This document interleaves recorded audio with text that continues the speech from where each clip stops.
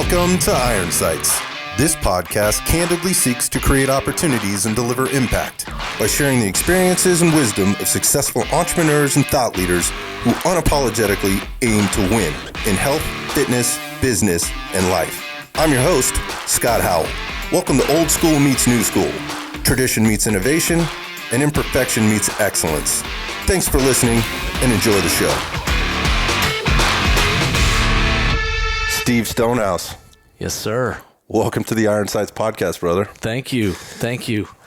Feels kind of surreal. It does, doesn't it? Yeah. I was just saying that. I cut off our conversation like early on, right when you walked through the door, because there's been a lot of catching up. Yeah. It's been I'm thinking it's been closer to maybe at least 12? 10, 11, 12 years. Yeah. I don't know if we ran into one another down at Ursa or something at one point. Times, and yeah. passing in the throes of all the things that are going on at one of those conferences or whatever. But it's good to see you. Thank you. Good to see you too. I've been looking forward to this, whether it was on this podcast or at your studio, or been looking forward to catching up. Yeah, man. And, I feel blessed. I've crossed paths with so many amazing people in the fitness industry over the years. There are some highlights that go through there, but certainly our connection back in would have been probably the end of 2009. Or the last part of 2009, I think, at least.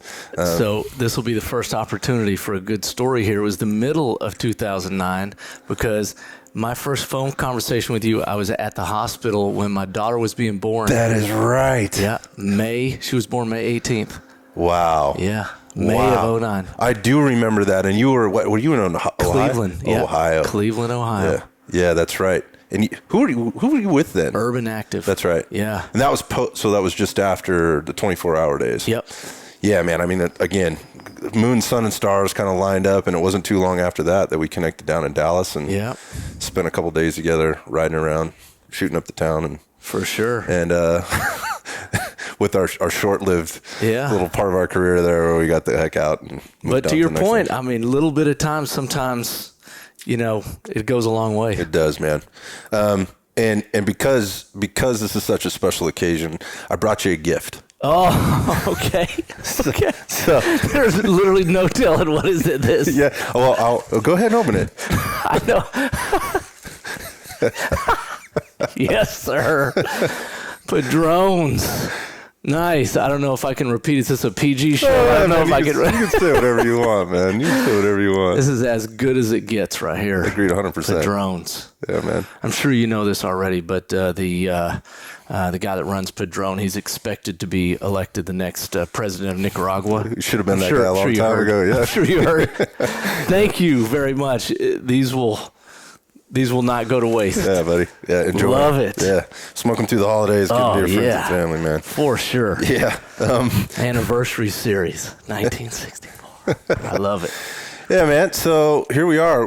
Catch me up. So first off, we've talked a little bit. You're now with Stride. Yes. Right. And I want to talk about Stride a little bit, but I want to kind of talk a little bit about just your career path and how you got there. I think you got a lot to provide from a leadership perspective, and also just from the fitness and health and wellness perspective. But man, how's life today?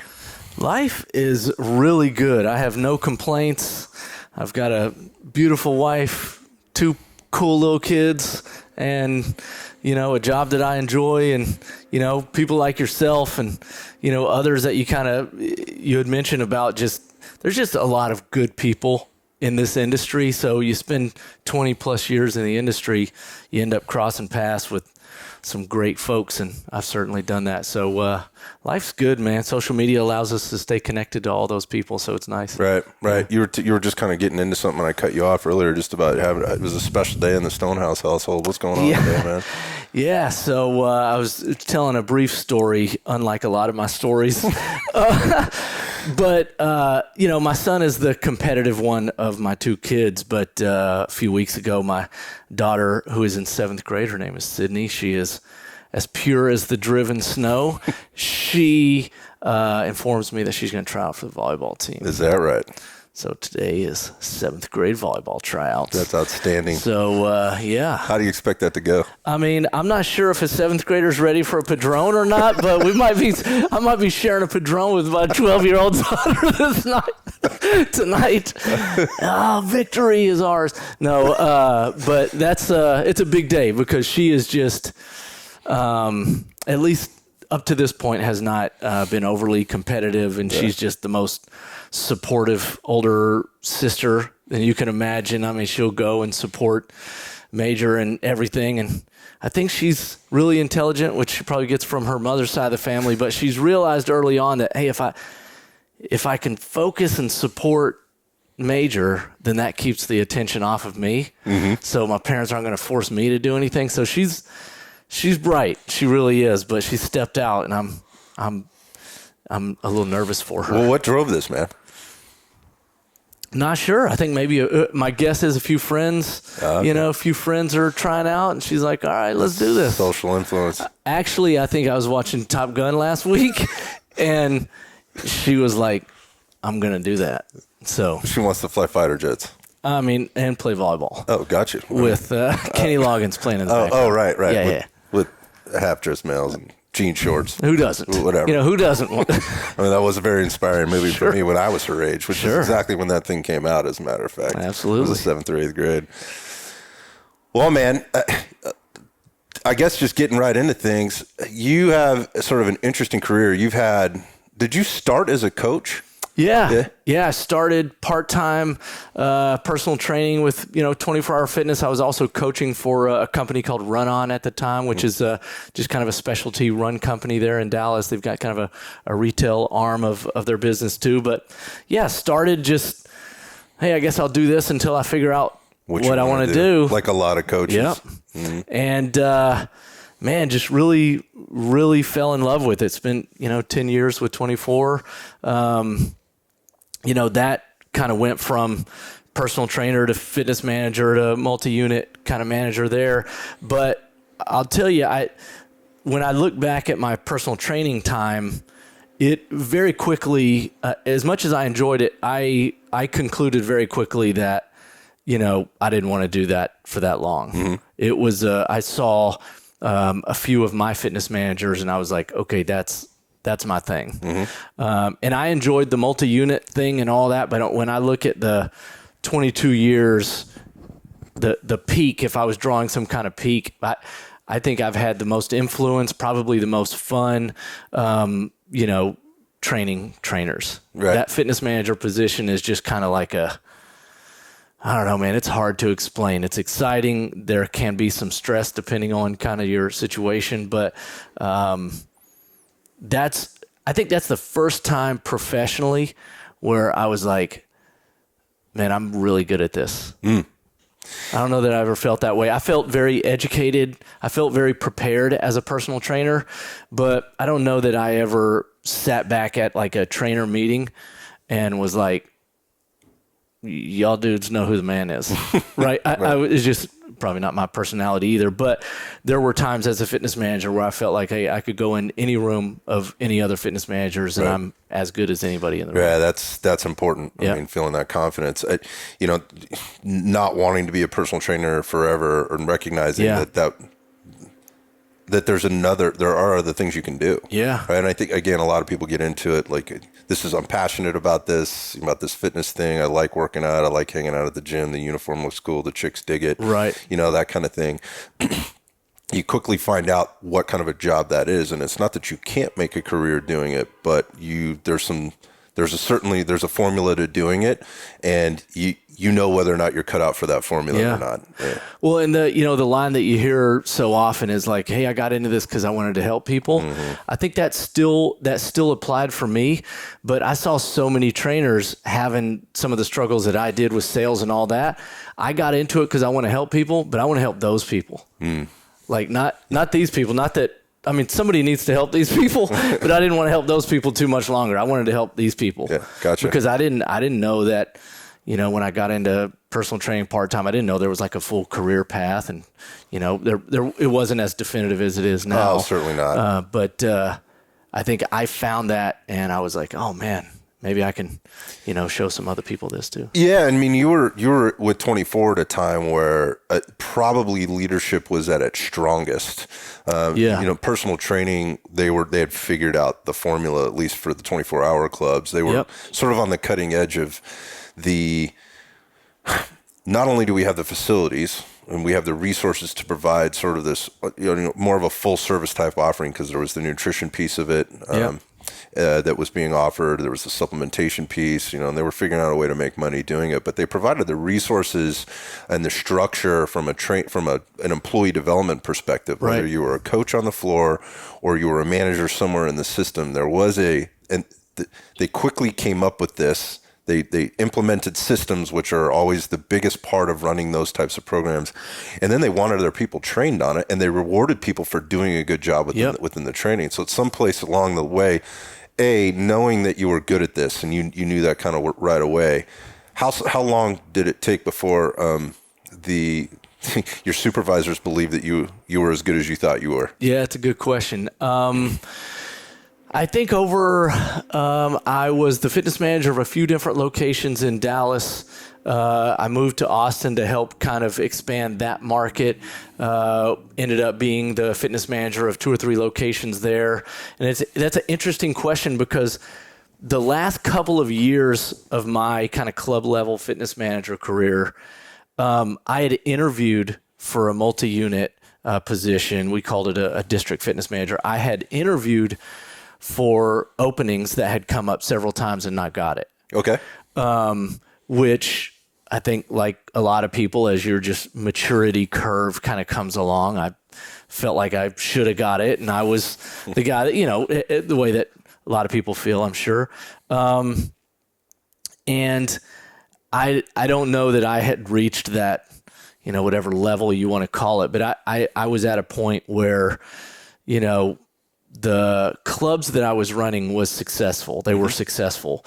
And, other metrics were good, turnover was low and those kinds of things. Those are all important things. Those are all important things for sure. But without a doubt, the thing that this would be an interesting little study.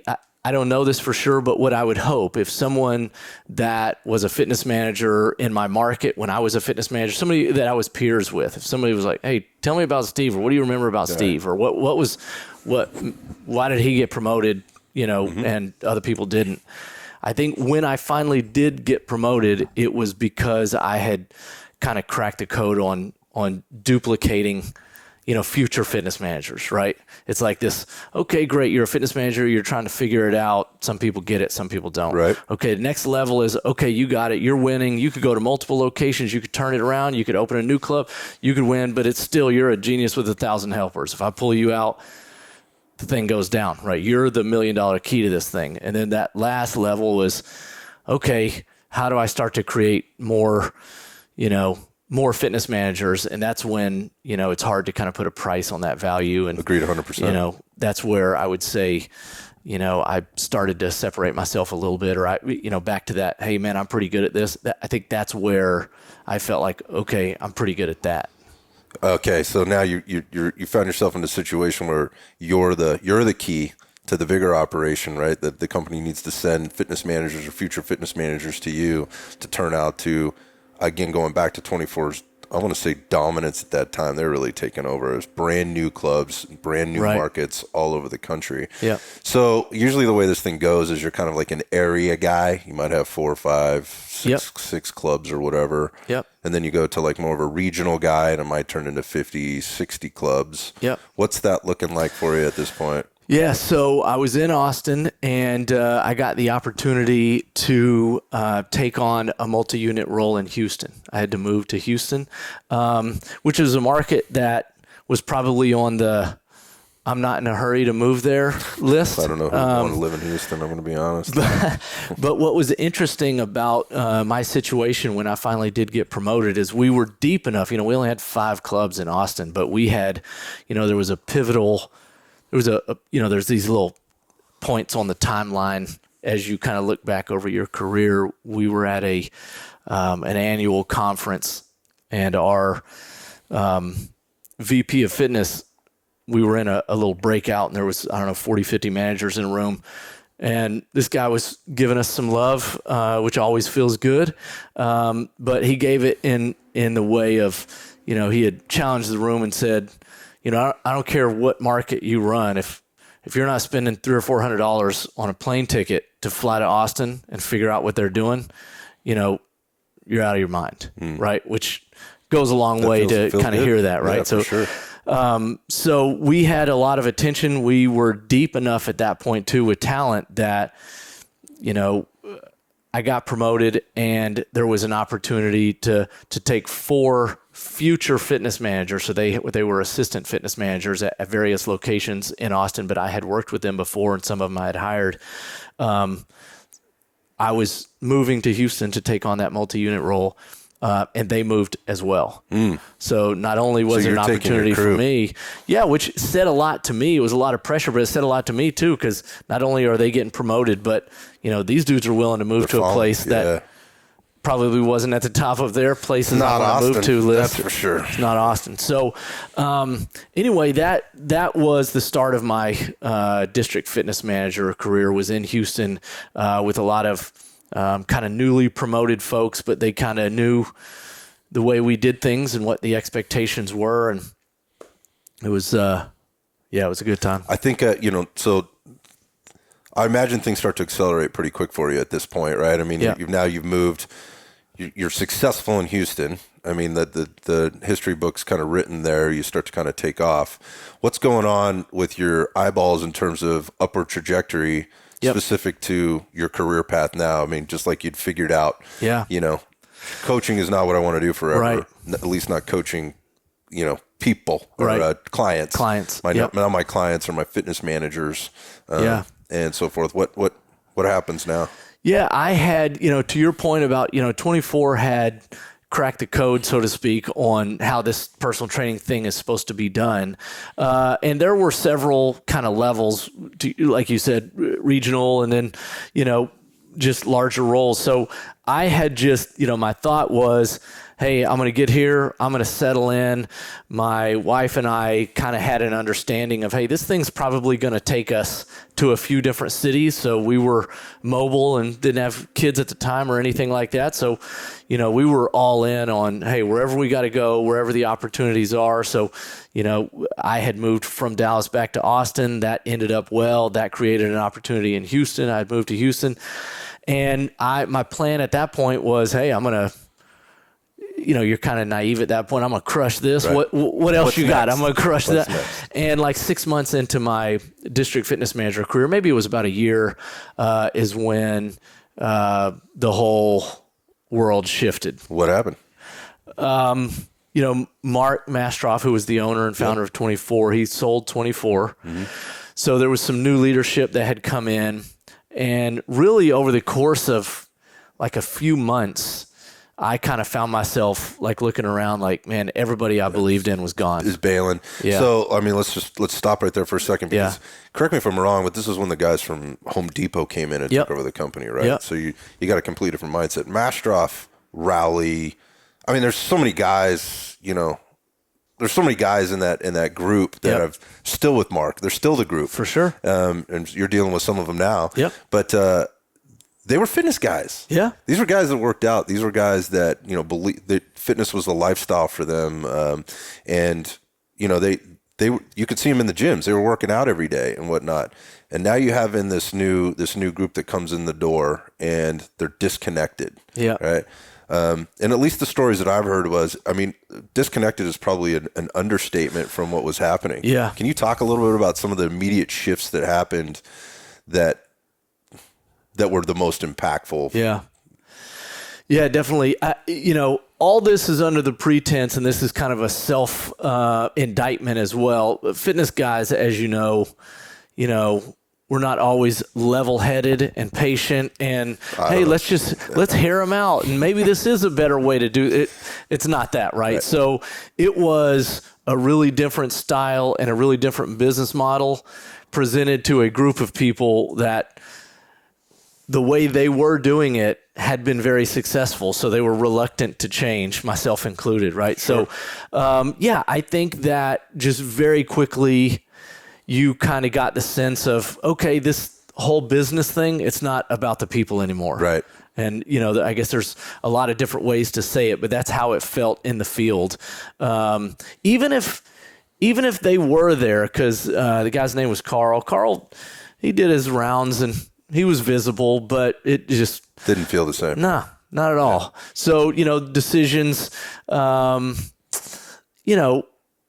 decisions from things like, we'll put kiosks in the lobby instead of having salespeople, or, look, you say that in 2021, it doesn't sound crazy at all, right? But in 2008 or 2007, it was like, what? All these people that busted their butt and did all this kind of stuff. You can't let a computer do that. There's so the kiosk thing, to be clear, just to catch people up here, the kiosk thing was the membership sales counter. Yes. So you didn't go in. So in the past, and it's this way now, even still, like there's a relationship that gets built. Yes. And sometimes it's good and sometimes it's not so good, depending on, where you're at as a salesperson in the process of learning how to be, good at that, in the fitness industry. But there was all this happened over the phone. There was no text, mass text messaging and emailing and all that stuff. So there was a relationship that was quickly built over the phone, at least attempted. Yep. Then that person came into the club. That person that you talked to on the phone would greet you at the front desk. There'd be a signing of the waiver. There'd be a tour, re-talking about your fitness goals and all your fitness needs. Yep. How are we going to be the solution for you here at 24 Hour Fitness? And here's all the resources I'm going to provide for you, including this personal training package over here, which is going to get you off to the right start. I mean, this was the thing, right? And now all of a sudden, it's, we're going to cut out that whole process and we're going to put a kiosk. Yeah. Somebody can walk in the door, right, and punch in what they want, and it's kind of like a McDonald's menu, for lack of a better term. Yeah. Right? Just hit the keys and it'll kick out whatever you need. Put your credit card in the machine and you're good to go.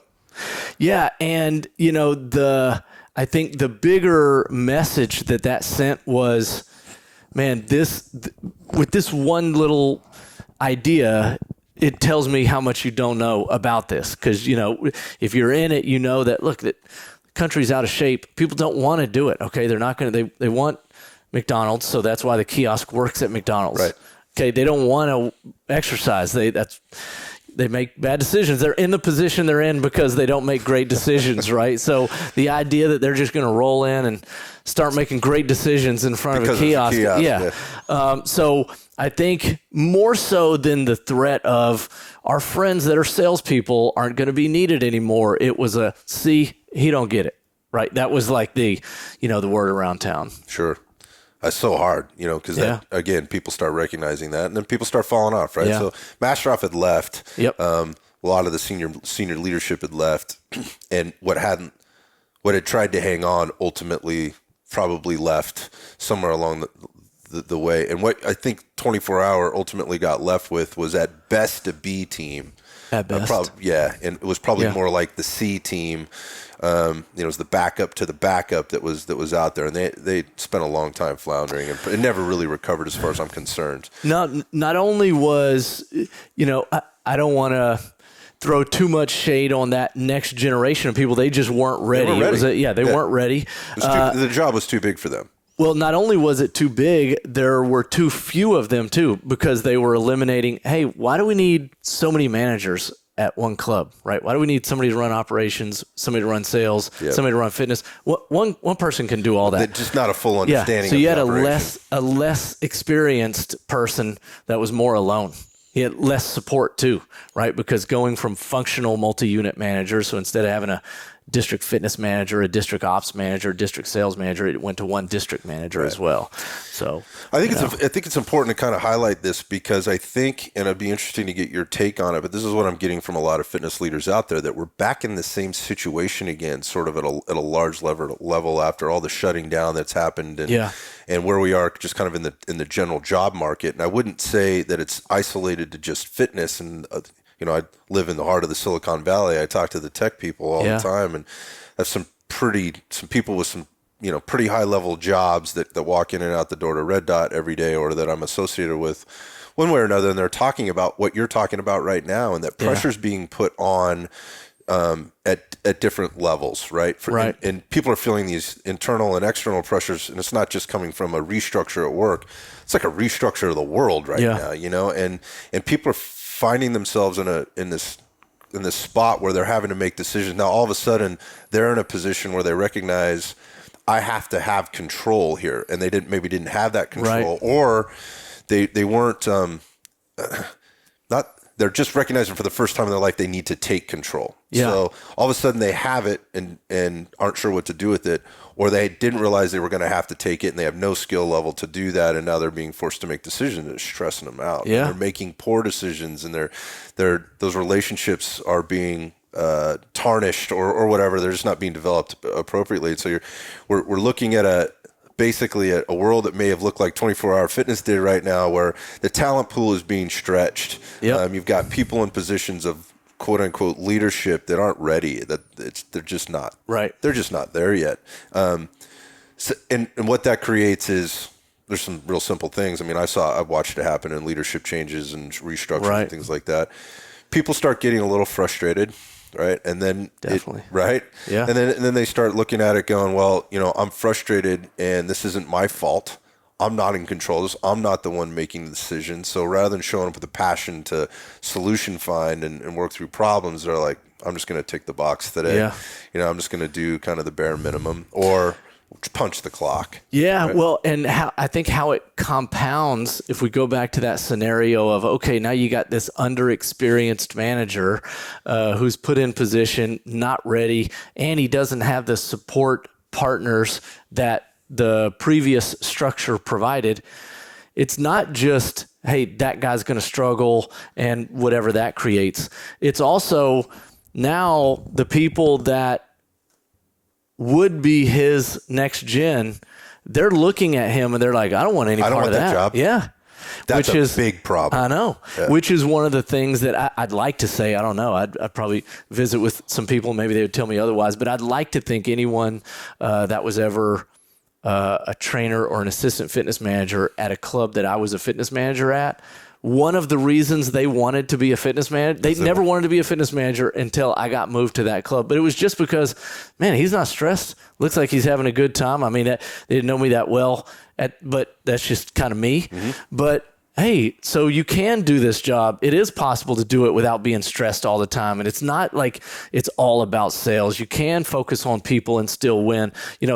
But the flip side of that is, man, that guy, he don't have any partners. He's hating his life right now, man. No way. I'm going to go back to school, or 100 of the other excuses that trainers use. The philosophy or the work ethic changes there along the way, because the whole first in, last out, as a fitness manager, I know when I first started, I was like, I wanted to be there first thing in the morning, because that's when the action's happening. And that's where I could impact the most people.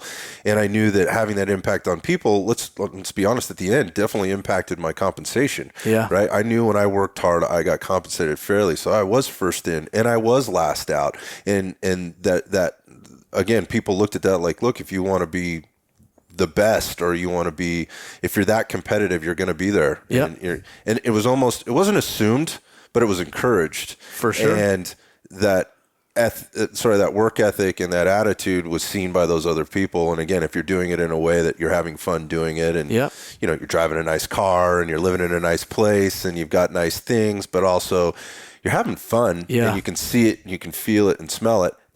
It makes sense for the next person that would be coming. Well, I got to work like Steve did, right? Or that's just what the job is. Versus now, it's a little bit that work ethic. There's old guys, I go, man, you don't know what hard work is. Like you haven't done anything yet. Just because you worked 8 hours. You worked 8 hours. What do you have to show for that? Yeah, but that same bell to bell. That guy that's not winning, he doesn't tell that story the same way. He's like, I got to be here early. I got to be, you know what I'm saying? It's just the perspective's totally different, which again, that bleeds down to anybody that you're around, not even people underneath you, but partners. You go to meetings, it's like, oh man, we're all getting our butts kicked kind of thing. And it's just, so. So what did that ultimately mean for you? Yeah, that meant, as I said, I looked around, hey, everybody that I believed in is gone. Now what kind of thing? I had done well at staying in contact with people, and had a few of my previous partners had gone to a company called Urban Active, which I think in their previous days was a larger Gold's Gym franchisee that had rebranded to Urban Active, but they were in Kentucky, Tennessee, and Ohio, and then expanding more. But I transitioned with a sales partner of mine. We both went and moved to Cleveland, Ohio, which again, probably right underneath Houston, was not the hotbed of, places that people want to move to or whatever. But anyway, I actually, as crazy as it sounds, I actually really enjoyed, Cleveland wasn't as bad as we thought it was going to be. Sports town. It's a sports town. Yeah. The gyms were beautiful. The people that I got to work with were amazing. Very talented people. That's one common denominator.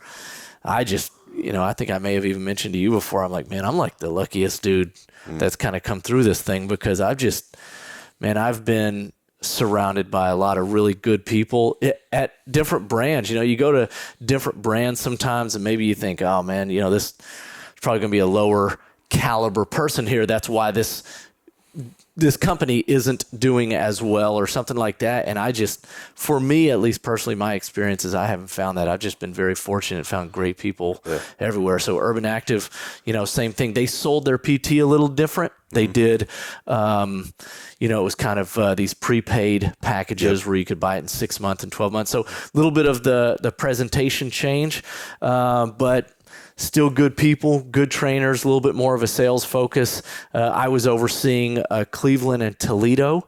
And in the wintertime, that was beautiful. Trust me, it really was. That drive between Cleveland and Toledo was amazing. But no, it was a good time. And Urban Active, I was there for a year and a half or so till I transitioned there. Yeah. So you've already talked about a couple of moves, right? Yeah. I mean, there's been more than this is 2 moves at least at this point. I think it's important again to note at that time, and this is the fitness industry at large. When you start to move up the ranks there, you take the opportunities as they present themselves. I mean, there's new opportunities. We're opening a new market and such and such. I mean, that's kind of how I got started, and a lot of what happened with me, along the way was moving from market to market. And it's something you have to sign on for, that you get up and you do these things. I don't know if that happens quite the same as it did back then. I really don't know. I don't know what your experience is there now. I know you've been sort of central and, here in Southern California for quite some time. You haven't had to make a move for a while. But. Yeah, longest I've lived anywhere since I kind of started my professional. Yeah, it's just career. part of the deal. So if you're in the business and you want to make a long-term career, from a company that has multiple,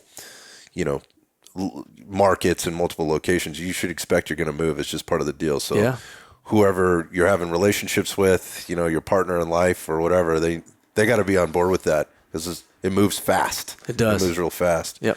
So Urban Active, I think that's about the time we came in contact with one another. And, there was a little bit of a crossover there. And then you moved on to, was it UFC? Crunch. I moved to New York. Right, it was Crunch. Yep. So another move. Was in New York for 3 years or so, back with Mark and Jim Rowley and the kind of NEV group, and couldn't have been happier to kind of be back with that kind of familiarity. And along with sometimes your career is going to take some kind of funky turns, some of them a little more predictable than others, but sometimes even if you've been successful, that career is going to take a step back too. So when I moved to New York, I went back into a club as a single club fitness manager, which, for some people may have been a little bit more difficult. Maybe an ego hit. Yeah. Luckily for me, I was going back into the position that I felt like I was best at. Yeah. So I was like, okay, cool. We're doing it in New York now. Let's do it. Yeah. It doesn't always work out this way, but for me, in this case, it did. The things that worked for me in Austin, they worked as good or better in New York. Great people around me in New York. I've built some just great friendships that I still have today. My wife did too. And New York was just a home run. And as a Texas guy, you wouldn't think that New York is where I'm going to feel real comfortable, but as crazy as it sounds, it's one of my favorite places. I really enjoyed living there, enjoy the people there. You know, sometimes people act like New Yorkers are rude or, you know, not helpful. I disagree. I haven't found that at all. I disagree 100%. Yep. They're just in a hurry, period. And they're going to tell you what's on their mind. Yes. They're not going to play games. Yeah. I'll tell you that the consumer was really different, which was good development for me. Yeah, let's talk about that. Yeah. My experience is they like getting into the sales game. They do. The sales is they could care less. Yeah, they could care less how much the total package of PT costs. Yeah. They're like, well, this one's $105 a session. That one's $120 a session. Why wouldn't I do this one, right? Well, you know, in other markets, you'd be like, $3,000. I'm not spending $3,000 or whatever it is. That big number means nothing. Right. It's like it was just a sharper financial consumer. 1,000%. That was my thing too. Is your presentation there needed, and it just needed to be polished. Yes. And there was no shell games going on. Nope. You're not going to play that game. Just give it to me. I ain't got time for all Tell this. me what's up. Yep. Right. How much does this cost? I'm going to tell you whether I can or can't do it. I'm going to try and negotiate. So if you're the salesperson, like, you got to understand that that's part of the process. Yes. Look, there's going to be a little bit of a negotiation game. You let them know, nope, look, this is what it is, or this is what it isn't. Okay, I'll take that. Yep. You know, and it was just like, we're moving on with business. And the other thing that I found interesting about New York is everybody works out. Right. Yes. Everybody's doing something. Everybody's got a trainer too. Everybody. It wasn't 100%. foreign to anybody. Like, it wasn't like they were getting slammed over the head with something they hadn't seen coming, you know, after buying a gym membership. Like, they knew this was the thing. And, you know, most people had worked with the coach. And of course, all the celebrities and all the important people and all the, you know, all those people that they knew in their neighborhood or whatever, they all work with coaches too. So that meant the competition level was much higher. And I think what I recognize in my time spent there, which wasn't a lot, but it was enough, and with a lot of people from there, there's always an angle, and I think that's the case in any. But I would love to hear some of the crazy shit you may have come across from some of the coaches. Like, what were some of the angles they were bringing to the table? Well, first and foremost, what I loved, and I'm not sure it would work well for everybody from Texas, but I totally played up the being from Texas thing, because the accent's there and I talk slower than they do, and the guard comes down, right? Oh, this guy never take advantage of me. Not that I'm trying to take advantage of anybody, but I was not trying to squash that reputation at all. I'll be that guy if you want me to. But again, you're right in terms of what I found there, even before it was, you know, nowadays it's more common. There, it was probably more common there, but it was, you know, everybody had a side hustle. Yeah. Everybody's grinding. Everybody's, you know, I got to, you know, dip out because I got to do 2 things before my next session an hour from now. Just New York in general, there's just not a lot of sitting around not doing anything. If I've got an hour between clients, there's 12 things I can go get done in that hour or something. It's just, it's a busy, productive, really hungry, right, resilient, you know, mindset. This was post 9/11. That was another unique thing about my experience there is, you know, everyone has a 9/11 story, which, you know, if you spent any time there, you get a real sense as to just how dense, like how many people are there. Right. And it just gives a whole nother level of compassion for that day. But again, just the resilience of the people in New York. My hat's off to those people, man. I loved New York. Like I said, I still got some great friends that are there. That was another high point. So Crunch, which had been purchased by NAFC, right around that, I think it's probably just previous to you to you going there, right? They had clubs sort of all over the place, all over the country, and some of like the major metropolitan areas, but things had changed. Bally had actually. I was going to say Bally's had owned them at one point. It was like the worst deal in the history of deals. I think they paid like $90 million or something for the company, and ended up selling it like 2 or 3 years later for like $9 million. It was ridiculous. And at that point, like the clubs were tired. They were old. They had been, they knew they were selling them. They sold them. Yep. Bally came in and probably took over. Bally was trying to acquisition clubs because there was no way they were going to build them, as fast as Crunch or like 24. I mean, all the other ones. Like TSI was putting stuff up everywhere.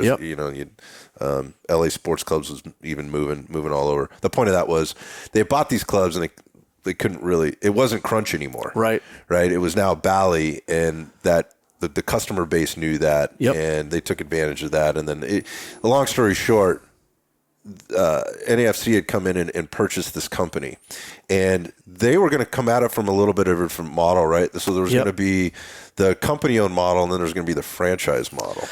Yeah, the franchise, at least the well-known kind of franchise piece of it came a few years later. I'm sure they were working on it early on, but there weren't as many Crunch franchises as you might see now. Mm-hmm. They were, LA, San Francisco, New York, and Miami.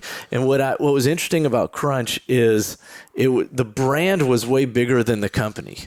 Like everyone, even in places that didn't have a Crunch, had kind of heard of Crunch. Right. Maybe it was Carmen Electra and her pole dancing thing she did in West Hollywood or whatever it was. They did all kinds of crazy shit. Yeah, that's kind of what they were known for. And I'll tell you, that was my early experience with Crunch there in New York. It was the first company, the first gym that wasn't trying to be like anybody else. Mm-hmm. They were like, hey, you know what?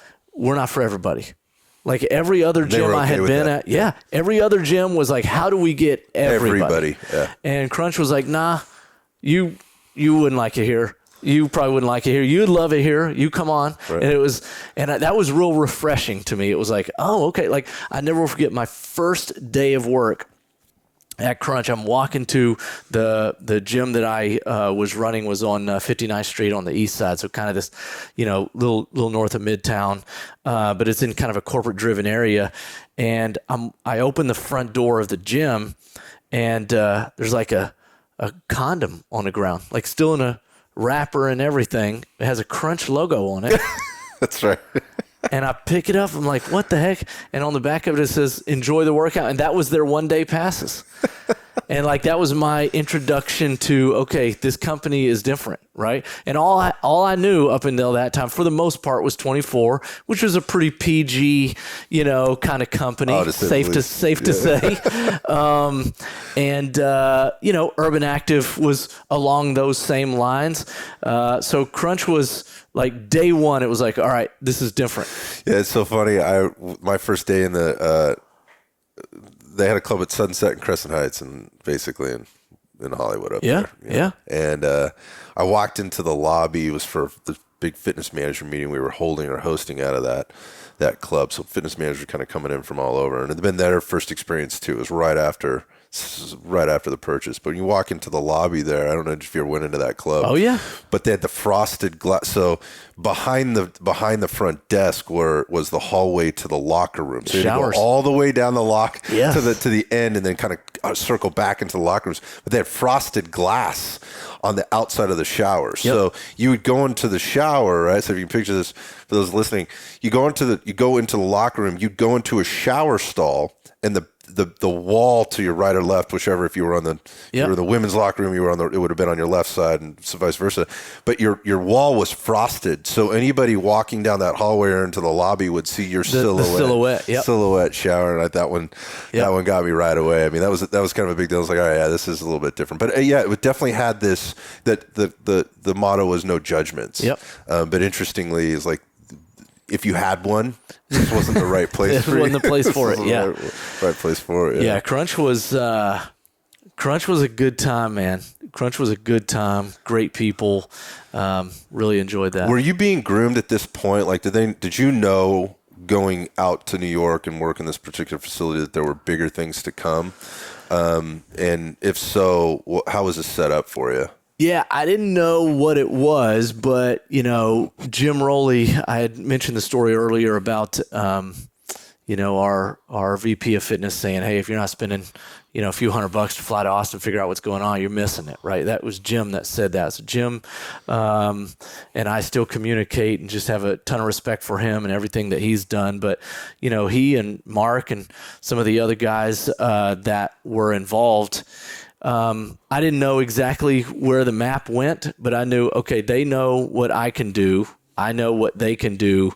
If I just get on, we'll figure it out, where it goes. So, going back into a club, I knew that it was ultimately going to lead to, growth, but I wasn't sure where. Yeah. So one of the things that I remember distinctly about you when I first met you is you read a lot. Yeah. There's a lot of books, leadership, management, but also just kind of the stories of success that people have had along the way.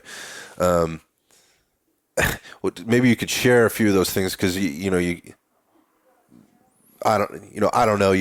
You're out of that mix for a while. You don't have that leadership there in front of you anymore. And I know that these guys have kind of turned you on to a lot of that stuff. But where are you digging? Where are you digging for inspiration or just for to kind of keep your head on straight, but continue to develop? Because, in a sense, like you said, like I'm taking a step back into a club. And for a lot of people, they look at that as, well, I'm taking a step down and this is a demotion or I'm moving backwards in my career. Yeah. But I imagine that opened up a lot of time and space for you to really develop yourself and your skill sets in other ways. Maybe you could talk a little bit about what you were doing there.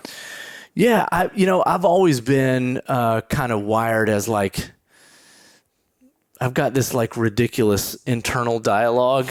I'm the guy growing up in Texas that I want to go for a run when it's 110 degrees outside because I'm telling myself while I'm doing it, hey, nobody else is doing it at 110, right? That kind of thing.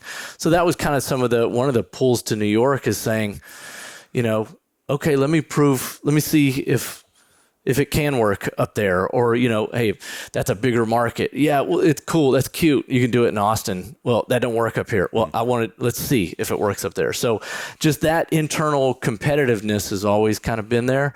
Definitely more so in business. But I think I've gone through these phases with reading where, early on it was, personal leadership and, the book that probably changed my life, it's, Stephen Covey's, 7 Habits of Highly Effective People. It's just a classic, right? But, I never will forget my brother giving me that book when I was probably headed in a not so good direction at one point. And him saying, hey, read this book, read the first chapter. You don't like the rest of it, you don't have to read it anymore, but just, I think you'll like it. And that was his kind of olive branch. Shout out Scott Stonehouse, best dude alive. But anyway, so that hooked me a little bit. So the personal development and the relational development and everything there, that's kind of, I think, where it started. And, as cheesy as it is, man, I used to geek out over a lot of that Anthony Robbins stuff. And, look, you say what you want about that guy, right. Dude, that guy's on one. All the time. He is all in. And I love anybody that's all in on whatever it is they do. Man, no hesitation. They are there. So if that shit was legit, he wouldn't still be around. I know. He would have burned himself out, or somebody would have burned him by now. The bottom line is nobody's going to knock that guy off that block. Well, and these, he works with a lot of smart, wealthy people. They got a pretty good nose for BS, right? Like he's not going to take, he might take somebody on the street, but this guy knows what he's doing. So anyway, I had a run there where it was all personal development and business development. And I feel like I got to a point where I was like, all right, I'm kind of at max capacity with, good to great and 100 other really good, valuable stuff. It's just like there's not enough notebooks for me to take more notes anymore. I'm kind of there. Yeah, that's interesting. I find that same thing. Like, these are their stories of success. Yeah.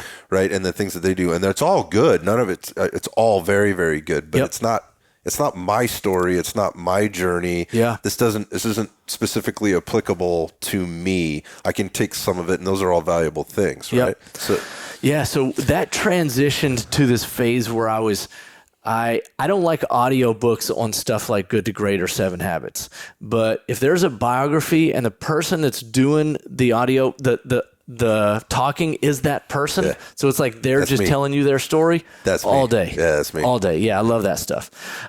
So I went through a phase where I was a lot of that stuff. Just, Steve Martin, Bill Clinton, Giuliani, just anybody that's got just a very intriguing, while I was in New York, I listened to one with Giuliani and, say what you want about him, but I'll just tell a quick story that just really intrigued me. So he's got this daunting task when he takes over New York, right? Because it wasn't in a great spot. It was a mess. Wasn't in a great spot. So one of the things that he did is, he said, hey, we got to start attacking like panhandling, on these bridges, like on the lights by these bridges, the Brooklyn Bridge and all that. And people were like, that's like petty crime. Why are we going to do that? And he was like, that's the first and last impression that these people have of our city. When they're coming and they're going, that's the last thing. So there's little nuggets like that that I would always get out of some of them, and I'd write it down, and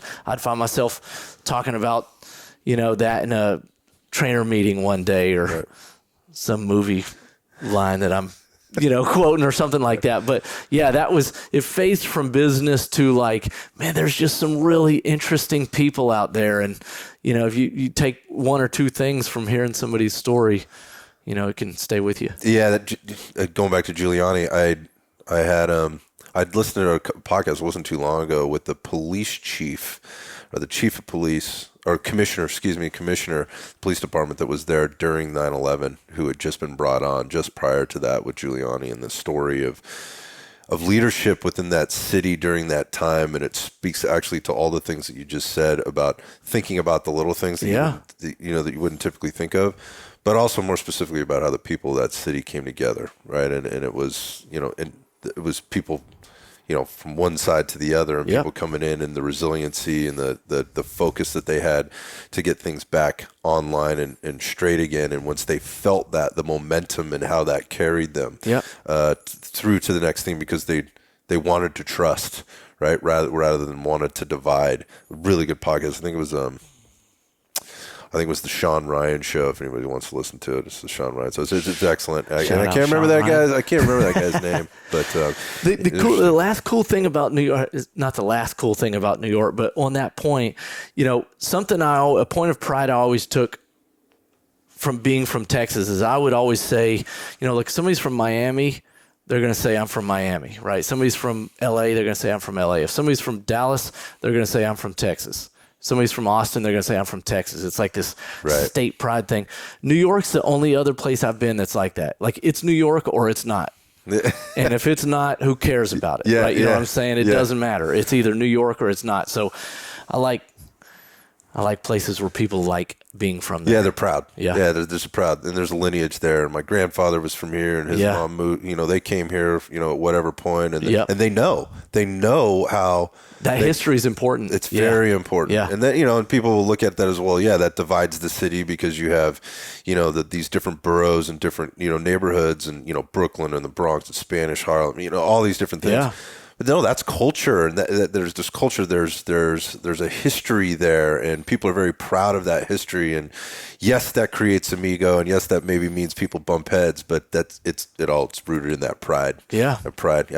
I did get that when I was there too, and it's certainly stuck with me as little time as I spent there.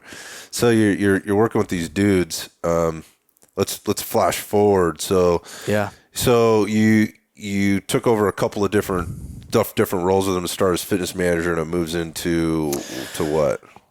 It moves into an opportunity out here in Southern California. That's what eventually I spent time at two different locations there in New York, and then the opportunity to come to Southern California and be a part of UFC Gym in the very, very early days was not something I had to think about long. Right. My wife's family, she has a lot of family out here, and they have a business as well. And, we knew that, we had Sydney, my daughter at the time.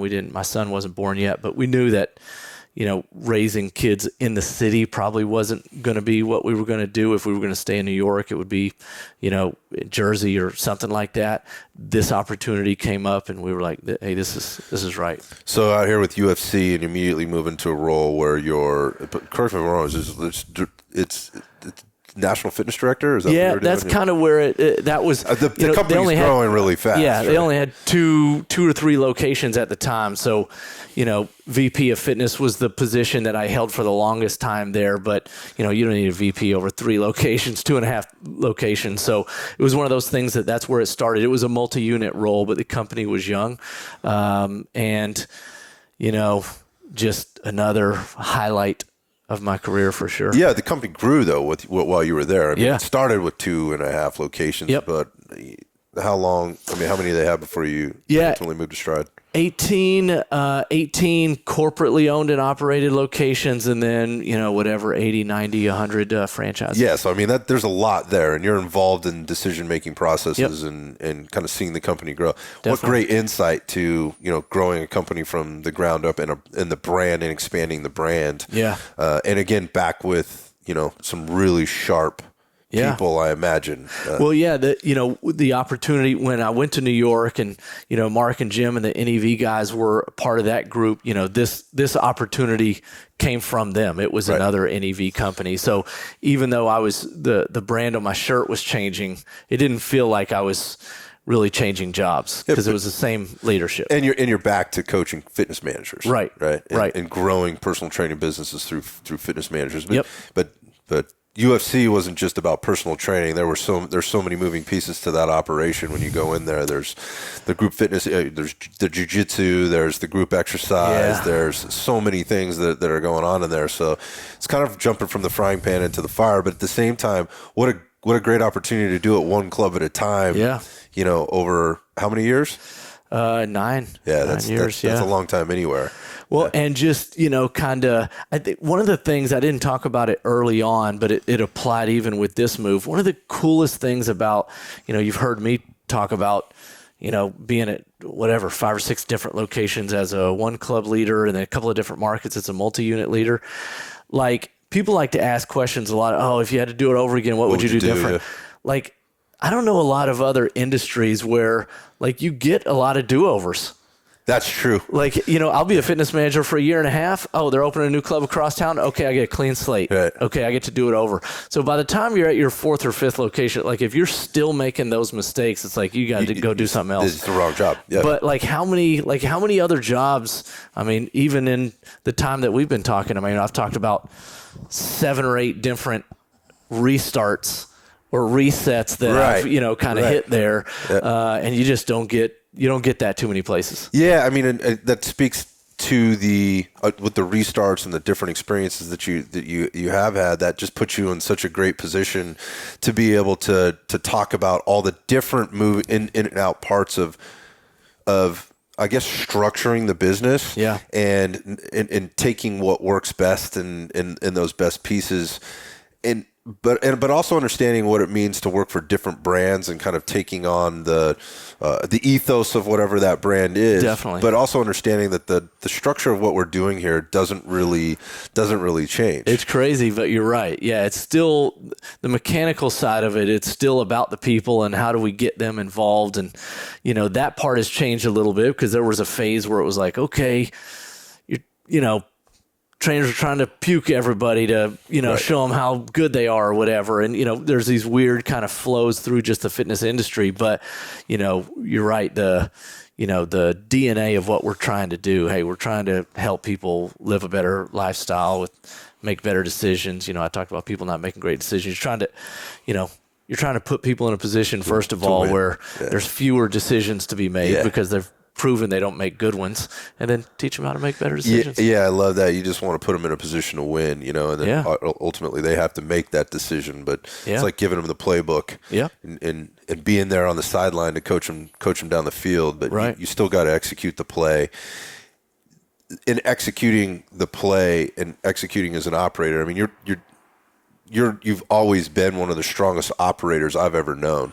Thanks. And that was one of the, I always looked to kind of the way you handled things and the impact that you've made on people. This is interesting. So we've now been through multiple brands. We've just talked about all the brands that you've been through, and there's still more to talk about there.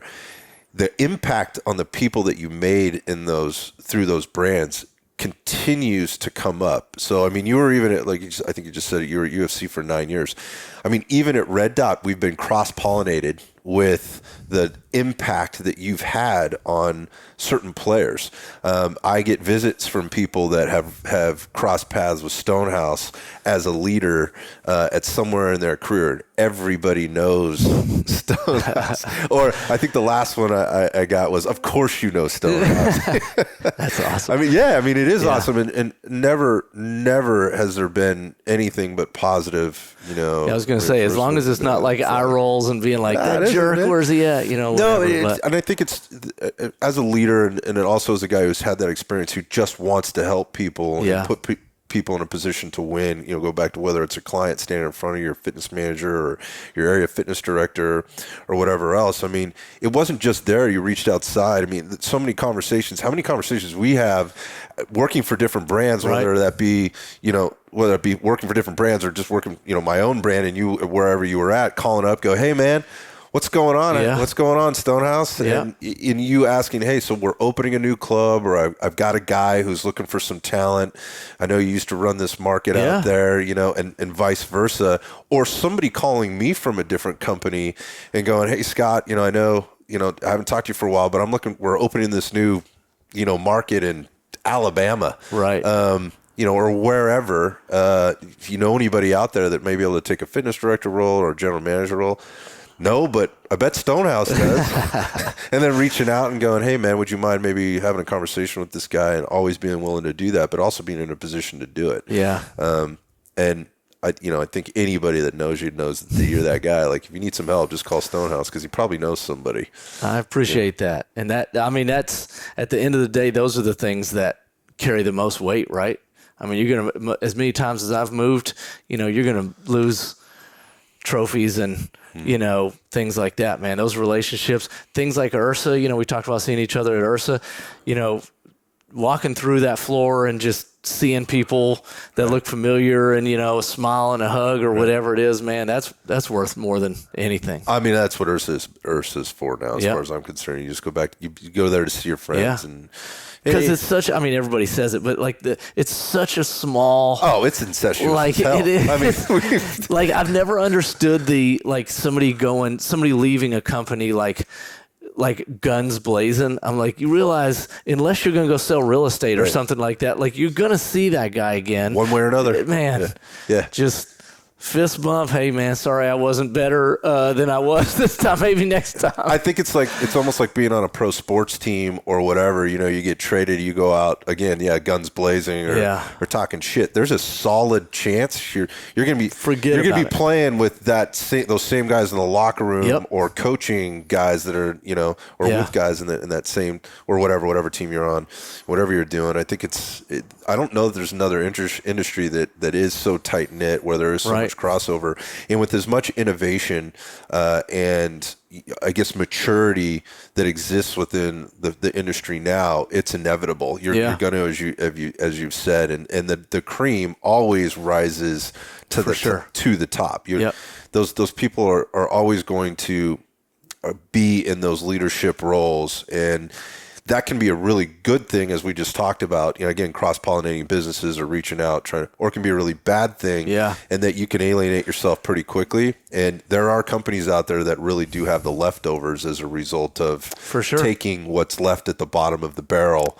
But that was never the trajectory for you. And speaking of brands, now you moved on to a brand, which is just really interesting brand, Xponential.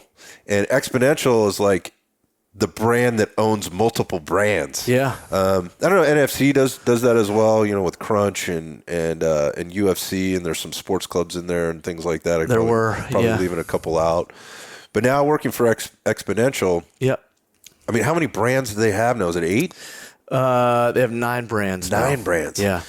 So I mean, just run down. There's Club Pilates. Club Pilates is the one I always forget. Yoga 6. Row House. AKT, Stretch Lab, Pure Bar, Cycle Bar, Stride, Rumble, and Body Fitness Training, or BFT. So 10. There's 10 brands now. The BFT one's BFT's brand new. Which is significant in this conversation because you're part of that now. But So just this company structure and kind of talking to it, you've got Xponential, which again has all these brands. But my understanding is each brand is structured as its own brand. It is. From the top to the bottom. So from brand president, support pieces in there, whatever, sales leader, director of education, marketing lead, finance lead. Yeah, they all kind of stand alone. We share a lot of best practices, obviously. That would make sense.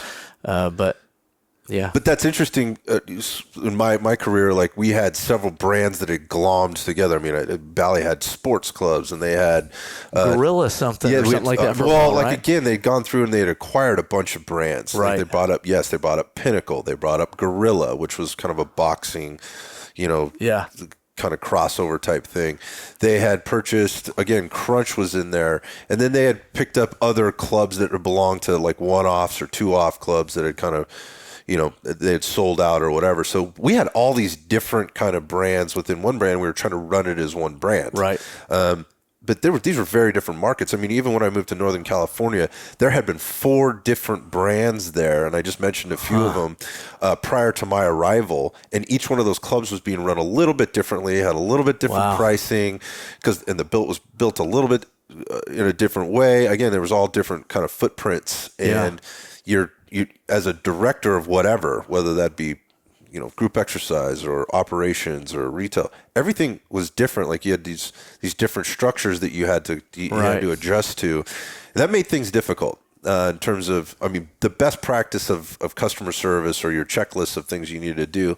Those might have remained the same, but the feel, the approach, right on down to the presentation, of whatever there was, programs, pricing, whatever, was different.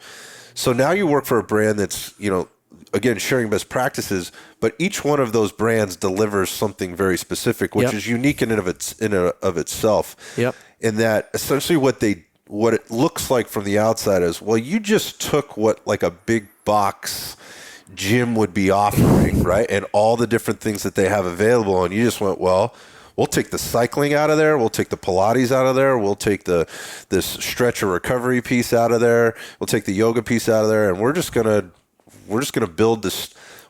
These big boxes at the same time. They were trying to build studios within their gym. Yep. So it was kind of the reverse engineering approach. Well, we're just going to take it all out of there and screw the big box thing. We'll just do it one at a time, and we'll thrive that way. Yeah. I'm curious how that all works out. At the end of the day, I can tell you right now, what I see is those brands popping up everywhere. Yeah. And these are franchises, correct? They are. So maybe you can kind of work through the model for us and maybe help me understand a little bit more how it all works. Yeah, they are franchises. And as we said, they all kind of operate independently, but obviously you've got some brother and sister brands that you can share best practices with and everything. And every brand seems to have been at a different point in their life cycle when Expo acquired them as well, right? You've got some brands that had 400 or 500 locations when Expo bought them, as to where others have 100, as to where Stride had 1 location, when they bought them. So there's a really different kind of paths and levels of maturity to each brand, which I'm sure goes into kind of some of the higher level decisions tied to who's running the different brands and kind of what they're going to be tasked to do as the president. And as the, kind of leader of education for, Stride and now BFT, my responsibilities are a little bit more in the programming end of things, which is a change for me, I was just right? Say, yeah. Two layers of change. First of all, just the franchise space in general is unique because I'm used to, recruit, hire, train, develop, and building teams and all of that. There's a little different feel there because you have coaches and, you certainly get time with those folks and you have connection points with them, but ultimately they're not, they're not your employee. Right. They're that franchisee's employee, which gives it a little bit of a different feel. And they're smaller teams too. Studios are going to have, 5 or 6 coaches per studio, as to where a big UFC gym's going to have 40 or 50 coaches of different disciplines and all that. So there are some logistical differences there. But then also for me, we didn't kind of touch on it, but like in 2009, when I was in New York, I became a master instructor with TRX. So I would teach, suspension and rip training courses. So education's always kind of been like a side hustle for me, even though it was tied to the brands that I was with. I always enjoyed the weekends where I would get to go teach a suspension trainer cert or a kettlebell cert or something like that. So this was kind of my first professional opportunity to be pure education. So I don't have a goal every month that this is different. Man, real different.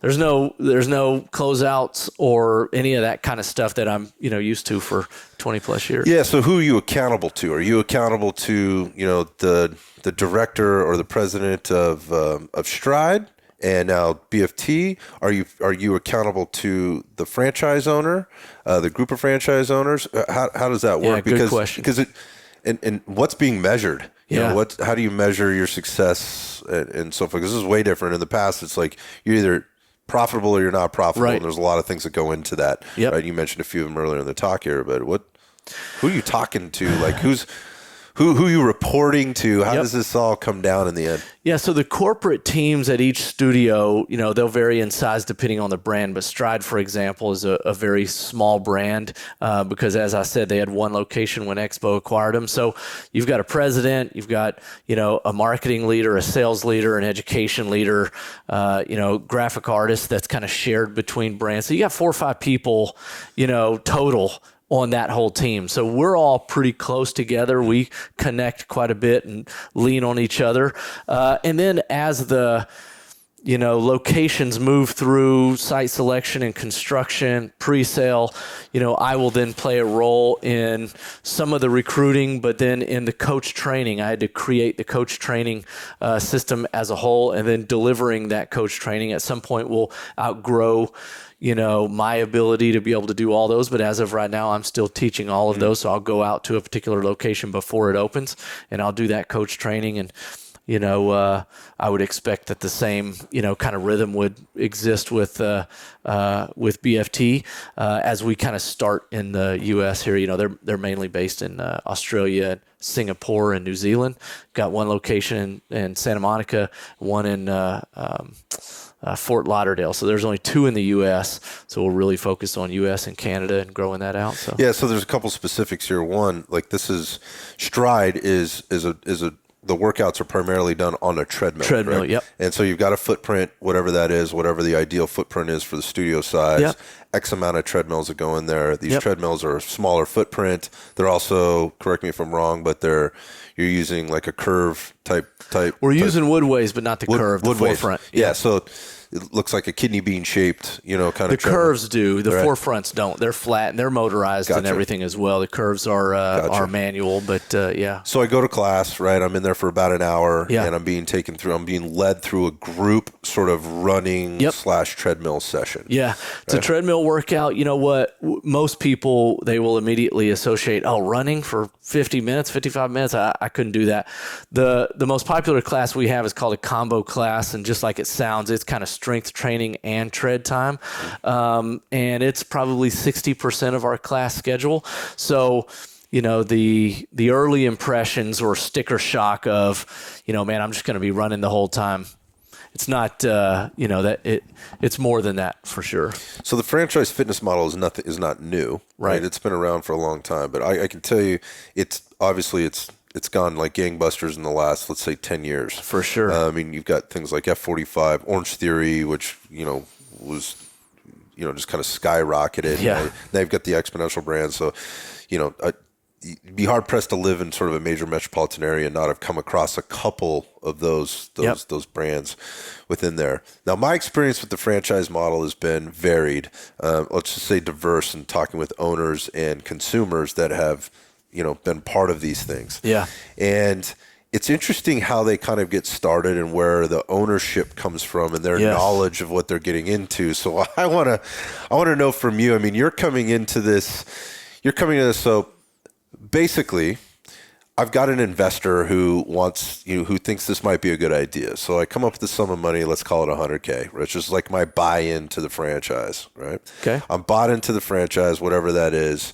Again, it could be any number of things, but let's just stick to this one. Sure. And so now what that does is essentially gives me rights to have, a studio, and I'm being provided some type of a playbook. For sure. And some type of resources for marketing, or at least options. If I choose to do my own, I could do my own, but these are the things you want to do to be successful. Yep. It's sort of being laid out for me. And it's being laid out for me in some kind of a format. Maybe I've been invited to listen to the presentation. Yeah. Almost, and this, correct me if I'm wrong, it's almost kind of like a timeshare type deal where I sit down with a group of maybe other investors, or at a table with somebody else, kind of like this multi-level, kind of sales thing. And I sit and I listen to the pitch.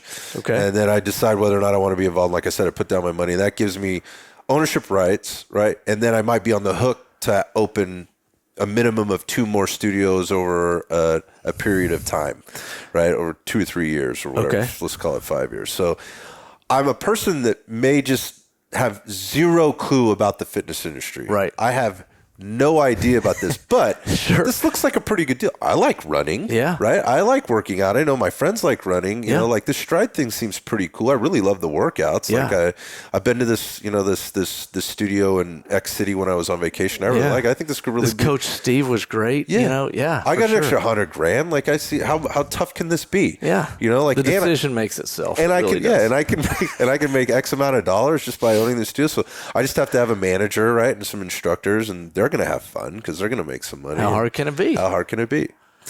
What's the reality of that shit? Yeah. Because I got to tell you, I've run into a lot. I know people that make a lot of money rescuing these franchise owners from the decisions that they've made. So, and I'm not saying it's a bad one. I'm just saying they may have done it not completely informed. Yeah. Or within the right mindset of this is not, this is not opening like a franchise yogurt or ice cream type shop. Right. Yeah.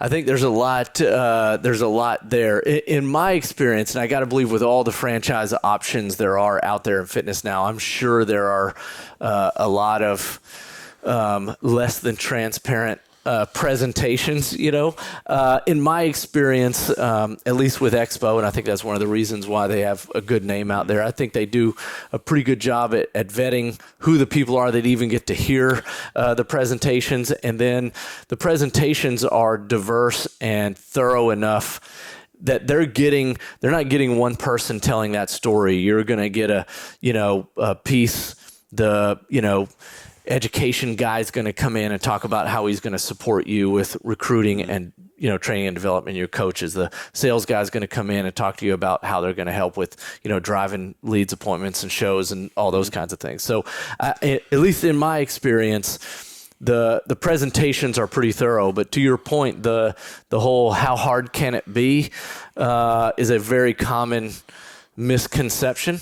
Because I got into my wealth because I run these other businesses over here and I'm very successful at it. 100%. How hard can it be? How hard can it be, Yeah, right? I could certainly run a gym. You know what I'm saying? I mean, I think, look, I've been doing this for 22 years and, my mom still asks me how many appointments I have today because she thinks I'm a personal trainer, right? So I think a lot of people just professionally don't understand kind of the space, the fitness space, right? So they always ask me, like, if you tell them you're a personal trainer, they always say, okay, well, what's your real job? Yeah. They're still asking that. Yeah. So what else do you do? I remember the first class I ever offered at Red Dot, I started bringing these ladies in or whatever, and I was getting this little great referral business in, and this lady comes in and she's lacing up. She goes, oh, this is such a great spot you got here. So what's your other job? Yeah. Lady, this is how I put food on my table. This is it. Yeah. This is it, man. So I think, I think there's a lot of misconception on how hard it can be because I think the thought is, hey, it's some weights and you put some treadmills in there and some people to coach the class and you're good.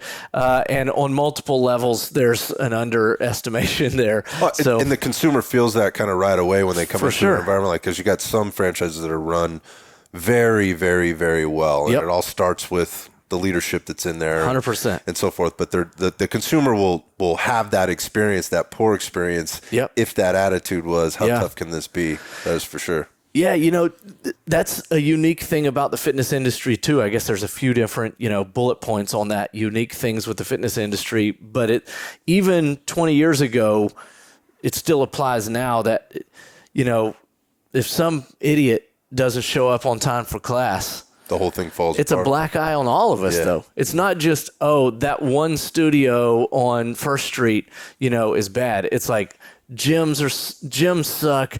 Coaches can't get to work on time. Like it's a shadow on all of us. It really sucks. That part of it does, and I think that's one of the reasons why we've all kind of worked so hard to kind of upgrade that. Upgrade the talent and lay the expectations on, extra thick, and hey, here's what you got to do and all that. But yeah, I think you're right. I think they feel it immediately when it's bad, and they feel it immediately when it's really good. Yeah, I agree. That's why the good ones, they got a line around the block of people wanting to work out there, and the turnover's low, and the owner's making a lot of money, and they got it. They're pumping the box full of people. So a lot's happened in this last couple of years, and you took this job, going into that. You'd been in it for a little bit, maybe a year. I think it was exactly a year, wasn't it, before we got into the whole COVID situation? Yeah, September of 19. Yep. So less than that, really, because when was it, like March of 20? Exactly. When things shut down? Yeah. So, 6 months? So, franchise owners are probably freaking out, right? Here's the unique thing with Stride with COVID. So one of the things of all the Expo brands, we were fortunate that we were the smallest. That's probably one of the few times that it worked in our favor.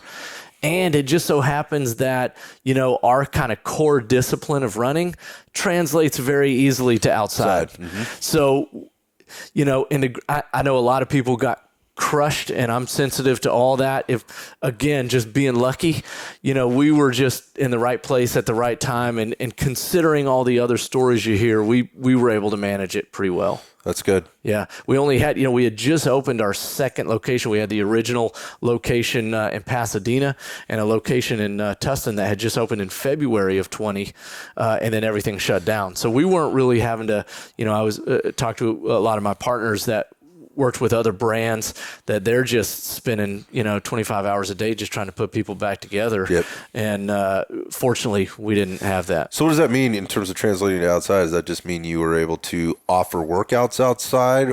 Yeah, some outdoor programming, 5K programs, 10K programs, half marathon, just that outdoor programming. We did some virtual 5Ks. We had some fun with some of that. So, yeah, we just did. Finding a way. Yeah, which is another bullet point on the fitness industry, unique things, but impressive things. What I've always loved is, man, this is the most adaptable group of people I've ever seen. Right? Yeah. Just find a way, right? But I find that even when they I don't know if you've found this too, but if you've known anybody from fitness that goes into a completely different industry, they crush it. Yes. Yeah. That's been a point of pride for me too, is like, hey, if you can be good at this, you will crush anything. I tell you, guys that came through places like Bally in my early days, or even 24 Hour in your early days, that are out on doing something else now, whether it's real estate, whether it's finance, whether it's another business altogether. No, they're crushing it. They're thriving. Yeah. And they were thriving then too. And again, it is about. They'll be the first ones to tell you though, man, it's because that work ethic I got from you, or it's because of that, that fit grid you showed me how to do, man, that thing transferred to this, or, something that they took from you. Those are the things that you take with you, and you're like, man, that's why I'm glad I came in early and stayed late, because that one day that dude had a 6 a.m. session that no-showed, and we spent 30 minutes going over sales stuff, and it changed my life. Yep. Yeah, you're right about that. And they always, those same people are the ones that always look back to find the good stuff too. Because on any given day, you're grinding, you're going to get hit in the head with some stuff that ain't so cool. But they always look back and go, man, this was so positive, and there were so many of these things or this particular situation that came up, and man, it just, at the time it seemed like the end of the world, and now, I can cruise right through it because of, again, that 30 minutes you gave me or so forth. But so you got these franchise owners, you got franchise. How many strides are there right now? 9 open now. Yeah. We've got like 78, 79 territories sold so far, but 9 are actually open and operating. Yeah, so that's a big thing to talk about. So you mentioned, when some of these brands were purchased or acquisitioned, there were 500 of them, to start. That's a way different thing than growing from 9 to add the 75 or whatever. So now we're at 84. That's what the big push has been over these last couple of years, is get the brand out there, get it going, figure it out, find some markets, and then go out and continue to open more. So you've got 75 on the list to be opened. Right. By when? I mean, is this coming in waves and sections, or? Yeah, it kind of varies because some of them are second and third or maybe even fourth locations of a current owner. Yep. And then some of them are kind of onesies in a different market or something like that. So it all kind of depends. So what does that mean for you in terms of scaling up the things that you do and how you're going to have to do them in the next, in the next 12 months to 48 months? Yep. I think the things that change for me specifically are just, identifying what that threshold is. Now with the additional responsibility of BFT is saying, hey, okay, Steve can't be everywhere. At what point does a master trainer with Stride come on, a master trainer with BFT? I believe there are 2 already in place there. So just, I think, we as fitness professionals, we try and kind of take on, I got it, right? So just, understanding where that threshold is and, not being afraid to put the support pieces in place and, whenever that time is. Yeah. So what I'm hearing, and there's other brands that have done this too, the one that you previously worked for, I know UFC's got a ton of new club opportunities, and they're global as well. Yep. What that means is opportunity. Right? 100%. There's tons of opportunity out there for aspiring coaches or business owners that maybe want to go work for a franchise for a while before opening their own. More than there ever has been. Exactly. It's just kind of sitting there. It's this untapped gold mine at this particular point. So if I'm an aspiring coach or somebody that wants to kind of get on the ground level and be a part of this, or if I'm somebody that thinks they might want to get into kind of franchise operation like this in one of these types of brands, because I'm really passionate about yoga and this Yoga 6 thing looks good or whatever, and specifically it's Stride and BFT for you, what are the things I can be doing right now as a young professional or an aspiring, young just in terms of my maturity in the business? Yeah. What are the things I could be doing now to put myself in a position to win, at one or more of these opportunities? Yeah. If I am a fitness professional trying to figure out where this path leads me, there are a few things that I would recommend they try and identify internally, right? One is, hey, do I prefer one-on-ones or group? That's a big delineation. Ideally, you'd be good at both. Right. But, one-on-one training's kind of on life support right now. It's always going to be there, but it used to be, hey, that was 80% of everybody, and then it was a little bit of group, and there's 100 reasons why so many more people are group training. Not only the consumers, but there's equally 100 for the coach too, right? So I think, identifying which one of those environments you feel more comfortable with, and, upskilling if you can. If you don't feel super comfortable in groups, I would work on that. Toastmasters or whatever you got to do to get comfortable public speaking and being in groups. I think you got to do that. I think it's possible. I personally struggled early on with sales. As a trainer, and one of the things I've enjoyed teaching a lot through my career is sales, as ironic as that is because I think I just found a way to sell when I was a trainer and a fitness manager that didn't feel overly salesy, and it has worked for other coaches and fitness managers as well. But I would probably not target a bunch of sales books. I think there's value in those, but I think most trainers that are buying a sales book to try and get better at sales, they're still kind of hacking at the leaves. They're not, because internally they don't want to be reading that book, right? They want to be better at sales, but they just need to be a better communicator. So I just finished a great book called Never Split the Difference by a guy named Chris Voss. He was a hostage negotiator for the FBI. Yeah, I know this guy. Yep. So he's got a master's class thing as well. He is incredible. And what I've found is just, even in sales training with trainers, and like when you help people be better, you're just helping them be better communicators. If I can just be confident in what I'm talking about, yeah, it's probably going to help me with sales, but it's also going to help me when I got, 3 toasters for my, wedding registry, and I'm at Target and the lady's telling me she can't take it back because I don't have a receipt. I'm going to overcome those objections. I'm going to, you know what I'm saying? I'm just going to be so much more confident in that. So I would not try and actively, I've got to be better at sales, because I think there's just a internal struggle that's going to prevent them from really growing there. And I would say, man, never split the difference, or whatever other communication approach you can do to just become better at communicating, get better in groups. And, at that point, you're kind of sky's the limit. You could, there are enough small locations, small studios that if that's an environment you feel more comfortable in, you can do that. There's still plenty of big box gyms, 24s and golds that need fitness managers and ultimately multi-unit managers. Those lines of, profession are still there as well. So I think that, it's just, I guess this goes for the owners as well. And I think it's just, you got to know what you're getting yourself into. You got to take some reps. Yeah. You got to know what you're getting yourself into. If you're an owner and you made a ton of money selling medical supplies, just know that, hey, the workouts are cool, okay, and we're going to have coaches and we're going to have coach training and all that, but the workouts can be as cool as they want. If you got, 5 people on a treadmill, you got 25 treadmills in a studio. If you don't have enough members, it's just not going to get there. So you got to confront the brutal facts of your current reality, whatever they may be. What is that, Stockdale paradox? Yeah.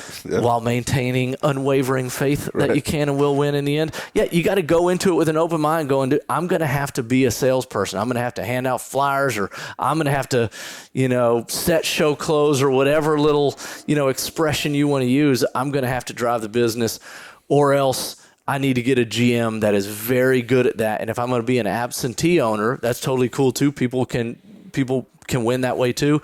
You just got to empower that GM, and you got to make sure that GM's doing the right activities and all that. But I think, now more so than ever, you got big boxes, small boxes, you got leadership opportunities. You want to be a lifetime personal trainer, you can do that. Groups, privates. I think there was this big fear when COVID first hit and everybody was buying home workout equipment. The gym business is never going to recover. It's like they could have worked out at home 6 months ago. Right. They don't want to. Okay. So all this stuff they're buying now, they're going to sell it next year. Yeah. There were record numbers being set for by sure. Clubs to be, this last part of this year, know, with regard to people membering back up. It's too soon to tell, because a lot of that was recovery, getting people back in, because we canceled memberships and so forth. So you're going to get people to re-sign. But we're still only 20% of this nation has a gym membership, and a small fraction of that actually uses it. So there is all that opportunity out there. But to your point, okay, so you got a garage gym. What's going on with that? Now, you were motivated and things went well, there for a few months, but is it enough to get you to the finish line? And often the answer to that is it probably is, but are you going to utilize it to get you to the finish line? Yeah, I knew a guy once that worked at a sleep deprivation clinic. And he said one of the things they would tell people when people are having trouble sleeping is they would say, hey, first thing you got to do is you got to move everything out of your bedroom except your bed, right? No TVs, don't get dressed in there. Your body has to know when you go in that room, it's for one reason, and it's to go to sleep. I think there's a transitional thing like that with gyms too. I think your body just has to know why you're there. If you got a gym at home, it can certainly work, but I don't know. Oh, I'll buy that. Yeah, I can tell you as a gym owner, walking into my gym to work out is the hardest thing I've ever done. Yeah. I've always, just up until a couple of years ago, had a gym membership somewhere else. Right. I've paid to work out somewhere else so that I can get out of that environment, because the wheels are just turning the entire time. Like, I'm distracted. Yep. You know, whether it's that corner over there is dirty, I can see the dust at the bottom of that squat rack, to why'd that phone ring 2 times? It should have only rung once. Right. You know? Can't turn it off. No, you can't turn it off. It's the same if you're at home, because I've done that too. I'm not good at doing that either. I need to be either outside in nature, or I need to be in a different kind of environment to truly be connected, and it's a challenge. So one other book recommendation on that too. Let's hear it, dude. So there's a great book called The Way We're Working Isn't Working. And this guy talks about, we expect humans to run like computers and, run multiple programs for long periods of time, and we're just not wired that way. So he estimates, whether this number's right or not, but he estimates, 90 minutes is about as long as you're going to be able to dial in and really focus on anything, right? And then after that, you're going to need a little bit of a break. He talks about, I think a lot of us, I'm sure both of us have been guilty, you probably have been too, is, taking like work calls on your drive home. He says, I don't drive anymore, so. He says, don't do it. He says, I know where the tendency comes from, but that drive home is, a transitional activity. Just decompress a little bit. And when you get home, you've done that, and now you can go in and be you. If you're taking a work call, you're still at work that time. So now you haven't had your transitional activity. When you're sitting in the driveway finishing up a call, you get out, that 10-second walk to the front door, you haven't had your transitional activity. So you go in and you're still kind of in work mode. So it's pretty interesting. Man, I believe that 100%. I mean, where we're at now with everybody working from home, particularly, again, it's different kind of everywhere, and so I don't want to make too big of a blanket statement, but I will say, again, being in the Silicon Valley and the nature of how work is being done there now, there is no transition. Yeah. There isn't one. It was the same for schools for a really long time for the kids, and I think the hardest part is transitioning into that and then having those transitions throughout the day. But you know what the hardest fucking part of this whole thing is getting people to transition back. Yes. Yeah. And the anxiety that's created, like, I don't know how I'm going to do this. Yeah. Like, and it's been, look, you lived your whole life doing it before. Right. But the fear and the anxiety about jumping back into that pattern to people is too much for them to take. And they're telling their employers this in one way or another. We've reached this point where, as some of the big ones in Silicon Valley, starting the first of this year, going in like February 1st, are pretty much putting a hard line. Like, you got to come back to work. Right. And it's going to create this, this anxiety is all going to be realized one way or another. Yeah. And how long does it take for people to transition into that? Yeah, it's going to be interesting to see for sure. I think, I'm anxious. Like, I'm ready, because what it's made for is, this current situation is made for the franchise owner, for the personal trainer, for the gym owner, for the big box manager, whatever, who's been doing this for a very long time. It's been 25 years for me. Yeah. It's hard to anticipate what or how you're going to have to navigate, right, in the coming year. And I think, it really, really challenged me in, obviously 2020 for a lot of reasons, but 2021 was much different, and hoping to see certain things happening, but not being bought in that it was going to, because we're going back to the old ways or whatever. Things are going to kind of recover or do what they're supposed to do. But even now going into, we're staring down the barrel of 2022 coming in and going, man, how do I plan for the first of the year this year? Yeah. Right? And what is it going to look like seasonally? And depending on what region of the United States you might be in, or that's even a big one too. Yeah. World, it's all different. It's just this kind of charted territory. And that might be being a little bit, again, that cliche might be getting used a lot. Like, hey, we're in unprecedented times. Yeah. Like, we're always in an unprecedented time. Right. It's a new day. Who knows what's going to happen? But there was some predictability. Yeah. And now that's kind of gone. And everybody's just kind of waiting for that other shoe to drop. Yeah. So as a coach, right, as a business owner, as a franchise owner, as a leader, I believe the things that you're saying here are the things that I've tried to do, which is you have to keep yourself stimulated. You have to keep yourself moving in a forward direction, whether that's by reading, whether that's by connecting with other professionals, whether that's by going out and learning another skill. Yep.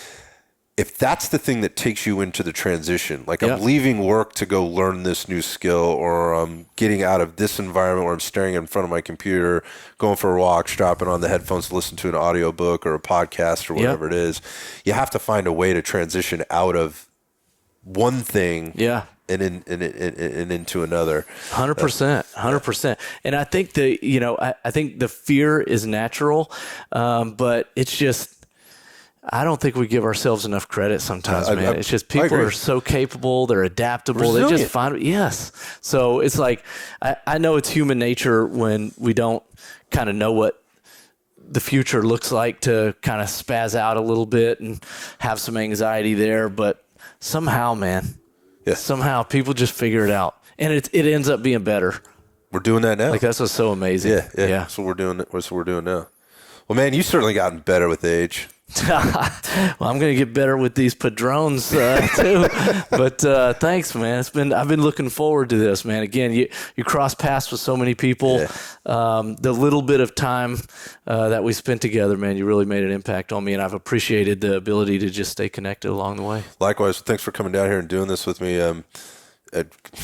On short notice and in your neck of the woods here. Absolutely. A little bit of a different space. Yeah. I appreciate the time, the energy, and always the connection, dude. Always. Promise me we'll do it again soon. Absolutely. You got it. All right, brother. Enjoy those padrones. Thanks, man. Will do.